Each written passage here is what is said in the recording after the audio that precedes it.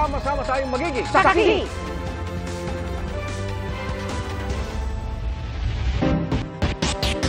Tigaan di lang Senado, kundi pati Kamara ang nag-issue ng sabina laban kay Pastor Apollo Kibuloy. Kaugnay sa umano'y mga pang-aabuso sa Kingdom of Jesus Christ. Daong din sa Senado ang pananakit umano ng pastor sa mga dating miyembro. Saksi, si Mav Gonzales. Bukod sa mga alegasyon ng pang-aabusong sexual sa mga babaeng miyembro, may mga alegasyon din ng pisikal na pananakit umano ni Pastor Apollo Kibuloy na naungkat sa pagdinig ng Senado tungkol sa umano'y pang-aabuso sa mga miyembro ng Kingdom of Jesus Christ. Isa sa mga umarap si alias Rene, dating hardinero at miyembro ng KOJC. Doon ko na po naranasan ang pananakit mismo sa kamay ni Kibuloy. Pag hindi po siya nagagandahan sa aming landscape sa mansyon niya, sinasampan niya po kanya at pinahampas. Ayon kay alias Rene, nakita pa niyang bumisita noon kay Kibuloy sina dating Pangulong Rodrigo Duterte at Vice President Sara Duterte. Minsan po pumupunta din po doon si former President Rodrigo Duterte at former Mayor, Davao Mayor Sara Duterte. At pag umaalis na po sila doon sa Glory Mountain, dala na po nila yung mga bag. Siya pong bag na nilalagyan po ng mga baril. Nakita mo ng sarili mong mata na inilabas ang laman ng mga bag at ang lamang ito ay mga baril na iba't ibang klase. Yes po, Madam Chair. Sinusubukan pa namin kunin ang panig ng dating Pangulo at ng Vice President. Naungkat din ang pagbabanta umano sa ilang dating miyembro na tumetestigo ngayon sa Senado laban kay Kibuloy. Ayon kay alias Jackson, lumapit siya sa umano'y kanang kamay ni Kibuloy na tinukoy niya bilang si Enteng Canada para sabihin ang kanyang planong umatras na bilang testigo sa Senado. Pero ang sabi ni Enteng Canada, sabi niya na yung sabihin mo sa mga kasama mo ng mga testigo, namuhay kayo ng peaceful, mapayapa. Tapos sasali kayo dyan, hindi natin alam, baka mayroong riding tandem na tatabi sa inyo. Kilala namin kayo. Naungkat pati ang hindi umano pagpapasweldo sa mga trabahador ng Sunshine Media Network International o SMNI. Yung iba po dyan, mga worker ni Pastor Kibuloy, walang mga sahod yan. May outsiders, ano po, Elias David? Wala pong mga benepisyo. Illegal talaga po yan. Bawal ang papagtrabahuin mo ang isang tao at hindi mo bigyan ng sahod at mga benepisyo na nararapat ayon sa batas.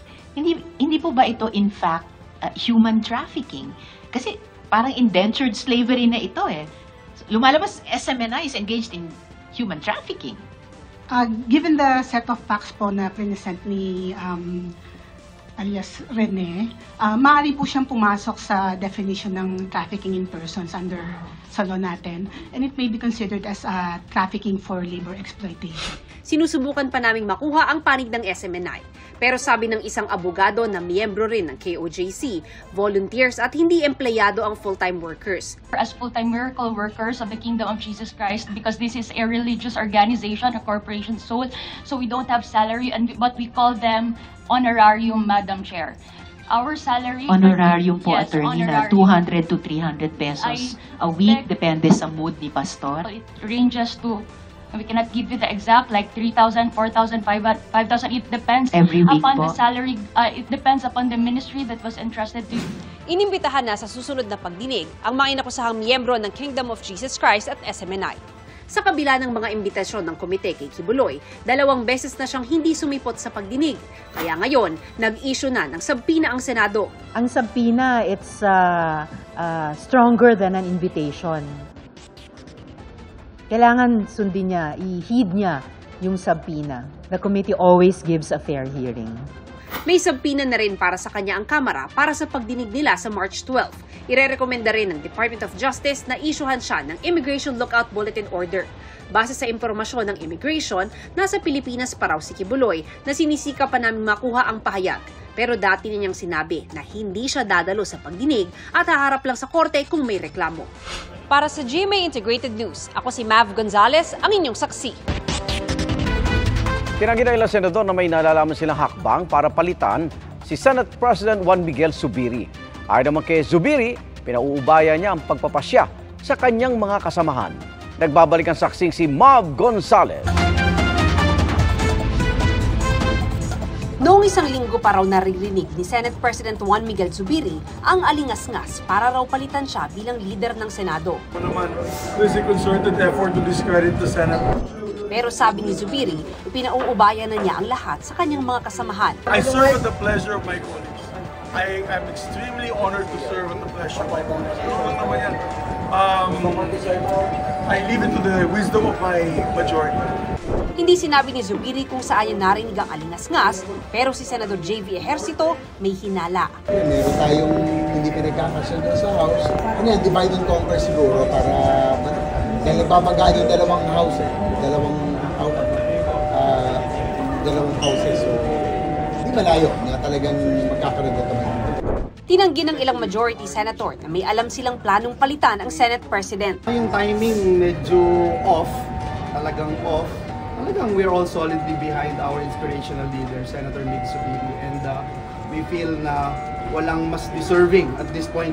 Wala akong alam sa resolution. I do not know where that came from, okay? I don't know. I haven't talked to a single senator about it. Wala namang balita, hindi napapag-usapan. Pero kayo, okay naman siya. Ang pangit nga ng trabaho niya, wala nga may gusto. Sa totoo lang. Sabi ni Senate President Pro Tempore Loren Legarda, huwag muna pag-usapan ang politika. Don't like to talk about politics or any change at this point in time. I just want to work with our colleagues in the House of Representatives, our colleagues in the Senate. Para sa GMA Integrated News, si Mav Gonzalez ang inyong saksi.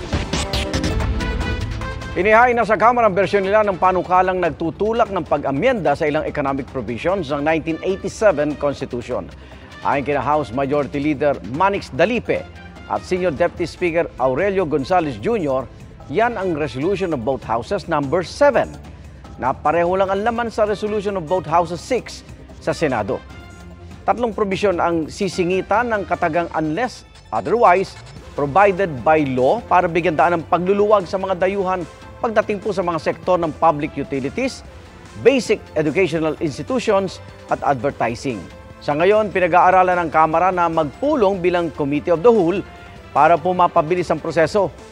Ibig sabihin, lahat ng kongresista makalalahok na sa talakayan sa RB 87 at makapagtatanong sa mga iimbitahang resource person. Apektado ang mahigit 7,000 ektaryang sakahan sa pagbaba ng level ng tubig sa Pantabangan Dam sa Nueva Ecija. Sa ilang lugar naman sa Visayas at Mindanao, pinatutupad na ang pagrarasyon ng tubig bunsod ng kulang na supply. Ating saksihan. Pila-pilang ilang residente sa Barangay Calarian, Zamboanga City para makiigib ng tubig mula sa balon ng isang pribadong bahay. Ang bagpinsang ito sa Barangay Malagutay bumili ng tubig dahil tuwing gabi lang daw nagkakaroon sa kanilang bahay. Tadala lang yung ayuda kanila na agwa kay Tormenta ko del Agua kay Malagutay. Patuloy ang pagrarasyon ng tubig sa mahigit 30 barangay na apektado ng kulang na supply. Nababahala na raw ang Zamboanga City Water District sa bumababang level ng tubig sa diversion well ng lungsod. In terms of water supply, from worst to worst na. Plano nilang magtayo ng 5 production wells ngayong taon para maging sapat ang supply ng tubig. Sa Talisay City, Cebu, nung nakaraang buwan pa nagsimula ang pagrarasyon ng tubig sa ilang barangay. Sa Barangay Tapul, nagbigay ang LGU ng isang water bladder na pwedeng paglagyan ng 10,000 litro ng tubig. Ngayong linggong ito, nakatakdang gamitin. What we have done is we have coordinated with barangays at problema ang tubig. These are usually mountain barangays, nagbutang tag mga designated areas na asas lang magbutag mga tangki para pwede butang ang tubig. Sa Talisay City, Negros Occidental, tumigil na sa pagtatanim ang ilang magsasaka dahil namamatay naman daw ang mga tanim bunsod ng pagkatuyo ng lupa. Pinag-aaralan ng Department of Agriculture sa Region 6 na magsagawa ng cloud seeding. Friend, malaki kami yan. Kay assess pa man mo, kay expensive na iya. Inirekomenda rin ng DA Region 6 ang paggamit ng solar-powered irrigation systems bilang alternatibong patubig. Sa long term na paggamit, kung mas marami yung tatangkilik nito, lalo na dun sa private sector. Mas malaki yung masisave natin. Bumaba rin ang level ng tubig sa Pantabangan Dam, ang pangunahing pinagkukunan ng tubig ng 24 na bayan sa Nueva Ecija at ng mga lalawigan sa Tarlac, Bulacan at Pampanga. Mula 201.68 meters above sea level na water level doon noong December 1, 2023. Bumaba ito sa 188.64 meters above sea level ngayong araw. Malaking dagok sa mga magsasaka na kapos ang patubig. Ang dapat daw sanang 150 kaba ng palay na aanihin, kalahati lang ang nagbunga. Sana magkaroon ng maraming tubig o kaya irrigated, gano'n, para maraming aanihin. Our vulnerable area or the affected area is 50,550. Pero out of that 50,000, 7,000 na lang ang hindi pa namin napapatubigan. Sa talaan ng NIA, nasa 6,678 hectares ang mga natutuyong taniman sa Nueva Ecija, 914 hectares sa Tarlac at 99 hectares sa Bulacan. Pero mababang porsyento lang daw yan dahil sa mga ginagawang intervention. Hanggang April 30 ang pagpapatubig sa mga nasasakupan nilang sakahan, habang malayo pa raw sa critical level ang antas ng tubig sa dam. Para sa GMA Integrated News, Sandra Aguinaldo, ang inyong saksi. Lusot na sa ikarta tuling pagbasa sa Senado ang dagdag na 100 piso sa minimum wage ng mga manggagawa sa pribadong sektor. 20 senador ang pumabor sa legislated wage hike bill at walang nag-abstain at tumutol. 4 na senador naman ang wala sa sesyon nang isagawa ang pagboto. Nilinaw sa sesyon na hindi sakop ng panukala ang mga establishmento na hindi aabot sa 10 ang empleyado, may mga kapital na 3 milyong piso pababa at mga nakarehistro sa ilalim ng Republic Act 9178. Para may isang batas ito, kailangan ng katapat na panukala sa Kamara.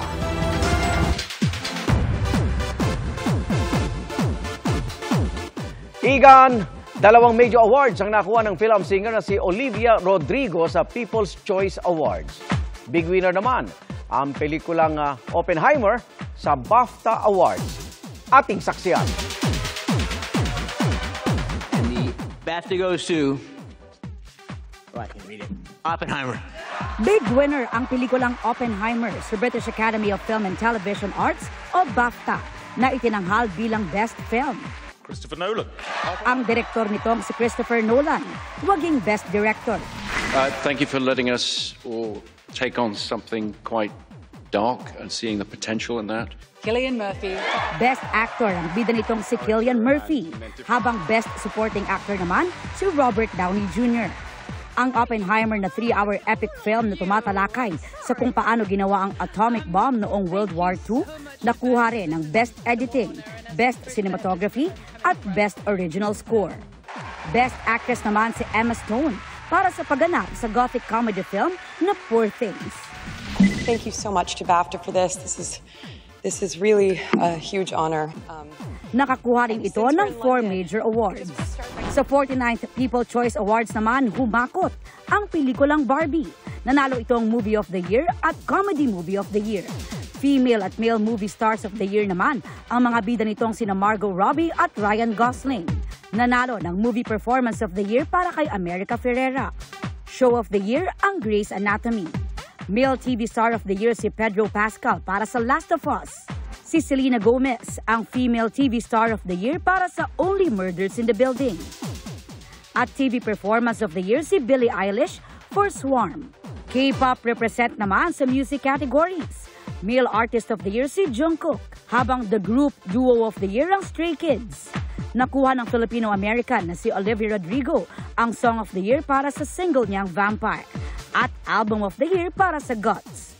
Wagi naman si Taylor Swift sa 4 na categories kabilang ang Female Artist of the Year. Athlete of the Year naman ang kanyang boyfriend na si Travis Kelce. Para sa GMA Integrated News, Aubrey Carambel ang inyong saksi.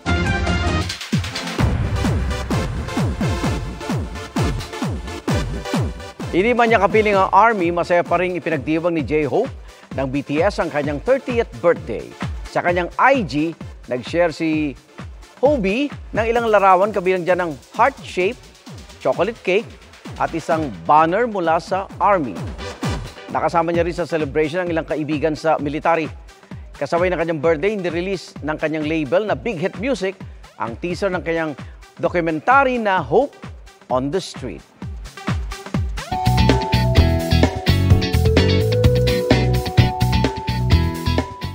Igan, nagdala ng good vibes sa Bontoc Mountain Province ang Magsing Irog na galing sa Britanya. Umiindak sila sa katutubong sayaw. Nangyari yan sa reception ng kasal ng British national na si Phil at kabiyak niyang si Gladys na isa ring British national at may dugong igorot. Tubong Bontoc ang ina ni Gladys at laking gulat ng mga nakasaksi sa pagsayaw ng bride and groom. Lalo't suot din nila ang katutubong mga damit. Labis din ang tuwa nilang buhay na buhay sa puso ng mag-asawa ang kultura ng mga taga Bontoc. Salamat Igan sa inyong pagsaksi. Sa ngalan ni P. Arcangel, ako naman Arnold Glavio. Para sa mas malaking misyon at sa mas malawak na paglilingkod sa bayan, mula sa GMA Integrated News, ang News Authority ng Filipino. Hanggang bukas, sama-sama tayong magiging saksi!